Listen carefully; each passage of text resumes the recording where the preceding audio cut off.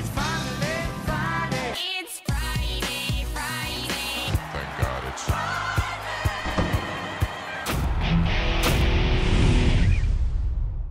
Welcome to the Breeders' Cup edition of the Friday Show, presented by NYRA Bets. Great Breeders' Cup offer. Sign up, bet 200, get 250.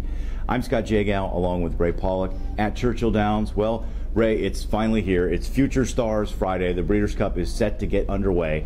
We don't have a big American star, I would say, at this Breeders' Cup, like a Justify or an American Pharaoh. What would you say is the biggest story here? Well, we've got a big star. It's a European horse named Enable, the two-time winner of the Arc de Triomphe, which is Europe's biggest race. The Arc winner has tried to win the Turf in many other Breeders' Cups. It's never happened. Frankie Dettori is going to try to do it this year with Enable, parlay a win in the Arc to the Breeders' Cup Turf.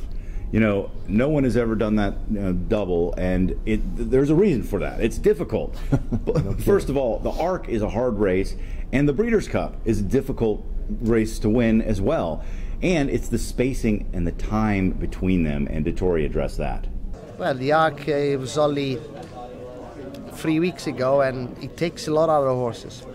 I mean, and then they have to travel 20 hours to get here. So, you know, it's a big task. You know, you ask a team to win 2 Super Bowls in 2 weeks. It's tough. It's tough. So that's why it's never been done. Dettori also said, you know, in the Breeders' Cup, almost every single horse in the field can win the race, and you got to bring your A game, but you also have to have a little bit of luck. And you need a horse too. I mean, that's you've got to have a good horse. And we've got a jockey in the Breeders' Cup that everybody knows, Mike Smith. He had not one but 2 horses for the Classic, and it was a tough choice between McKenzie, who won the Pennsylvania Derby in his last start. He was on the 3-year-old trail on the Triple Crown Trail earlier this year, got hurt, came back really good. And he's also the regular rider of West Coast, both horses trained by Bob Baffert. Well, he addressed the issue of how did he make that decision between those two? You know, West Coast is retiring. This is his last race, so He's not going to go to Pegasus? no. Supposedly this is it. So that played a big choice. And you know, you give up a horse like McKenzie, and what if he can pull this off, and then he goes into the Pegasus, and he goes into the Dubai World Cup, and then he goes, you know, so I mean, there's a lot of, you know, stuff that we could have a whole lot of fun with down the road with him. I mean, I can't blame him for making that decision. I mean, McKenzie will be around racing next year, and West Coast won't, so it seems like a no-brainer. But these two jockeys, I mean, 47-year-old Dettori, 53-year-old Mike Smith, he just turned 53, and if you look at him in person, he is the most physically fit human being I think I've ever seen. His regime every single day is unbelievable, and he actually ramps it up before the Breeders' Cup. Yeah, he once told me that he literally trains for the Breeders' Cup the way a professional fighter would train for a championship fight. I mean, he takes it seriously. He studies, physical, mental, everything. But, you know, he's won 26 races, by far the most at the Breeders' Cup. There's something else behind this. I mean, there's an extra motivation that he found a long time ago.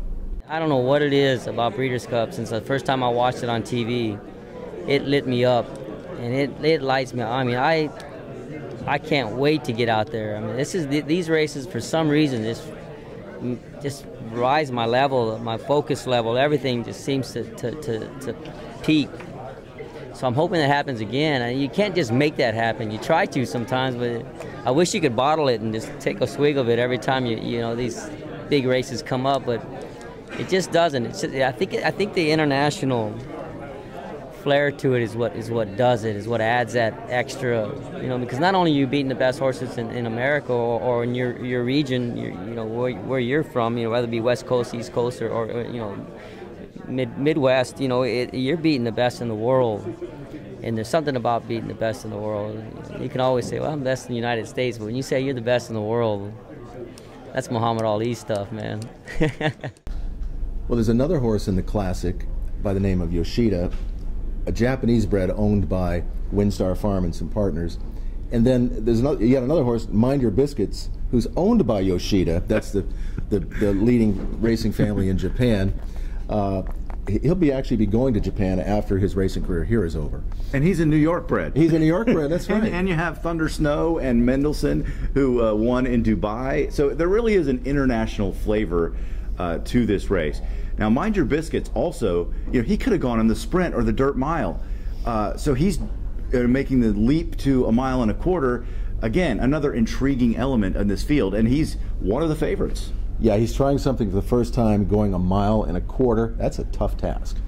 Well, his trainer, Chad Summers, likes his chances. I've handicapped this race 10,000 times. I've watched the tape on every horse in the race, including the also eligibles, and we're very, very confident going into this race. I couldn't be any more confident. Just based on the way he's training, the way the field shapes up. If you look at numbers, if you're a numbers guy, he's got the best numbers in the race with Accelerate, and I think California numbers sometimes get a little bit higher than they should be. Their numbers and Parks numbers always seem to infiltrate higher. Maybe we got to talk to Andy Beyer about that one day, but to me, I think it's a serious horse that's run serious racehorse times. The Malibu was 120 and change. The Met Mile was 133. I mean, he's been so close to track records. He set the track record in Dubai. People don't give this horse enough credit. They say he's not Ghost Sapper, but we know that Ghost Sapper was 159 flat. We're going to try and do the same thing on Saturday. Wow, that's a pretty bold statement, talking about Ghost Sapper and 159 flat for Mind Your Biscuits in the Classic. But we'll see what happens. Who do you like? Mike Smith is not wrong very often, especially in the Breeders' Cup, but I think he picked the wrong horse. John Velasquez ended up on Bob Baffert's other horse, West Coast. I think he's coming up to a huge effort and will upset Accelerate in the Classic. Well, that would go against the recent trend of Baffert winning the Classic 3 out of the last 4 years with a 3-year-old, right? So he had a Bayern, American Pharoah, and Arrogate. But I'm still not going to pick him. I think this is going to be an upset of some sort from one of these international influences, and I'm going to stick with Mendelssohn. I know Mendelssohn had a terrible Derby, but I think he's ready to pounce, jump up here, and he might get an easy lead and just go gate to wire.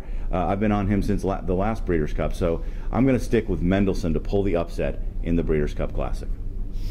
Well, good luck to everybody.